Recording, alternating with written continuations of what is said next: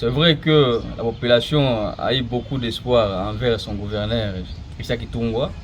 Mais la population aussi doit savoir que les réalisations attendues ne doivent pas se réaliser dans moins de 7 mois. Donc, un peu de patience pour la population, en attendant que le gouverneur aussi se dépasse et qu'il reçoive aussi les propositions venant de la population afin de régulariser les projets qu'il a présentés devant les élus du peuple.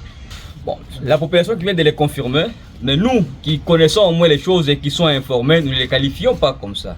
Parce que je me pose la question, est-ce qu'il y a déjà eu un pays ou une province qui s'est développée dans moins de 7 mois ou 6 mois? Je ne pense pas. Voilà pourquoi on doit patienter. Seulement on doit proposer au gouverneur de se dépasser avec ce qu'il est en train de faire.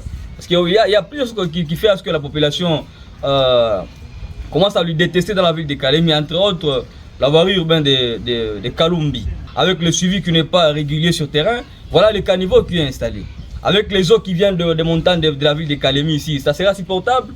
Voilà, il doit mettre du sérieux et rappeler aussi aux responsables du projet de faire le suivi afin que les choses se réalisent au grand propre. Il a un gouvernement qu'il est en train de superviser, entre autres le ministre de l'Intérieur qu'on est en train de subir ici des cas d'insécurité dans la ville de Kalemi. C'est à lui plutôt qu'on doit s'attaquer. Parce qu'il est le ministre de l'Intérieur, il doit répondre, il doit assumer les fonctions qu'il a normalement. Donc, je ne pense pas si vraiment on doit s'attaquer au gouvernement, même si c'est lui les parents, c'est lui le répondant numéro 1, mais il est en train de superviser le ministre qu'il a nommé. Donc, nous demandons aujourd'hui au gouverneur de faire un suivi normal.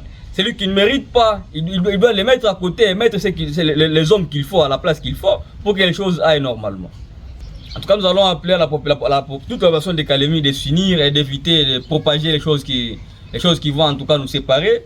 Nous allons encore appeler aux autorités de s'y pencher directement au problème, normalement, le problème lié à la ville de Kalemi, à la province Tanganyika en général, afin que les jeunes s'unissent, que les jeunes ne puissent pas causer des dégâts qui seront en tout cas irréparables.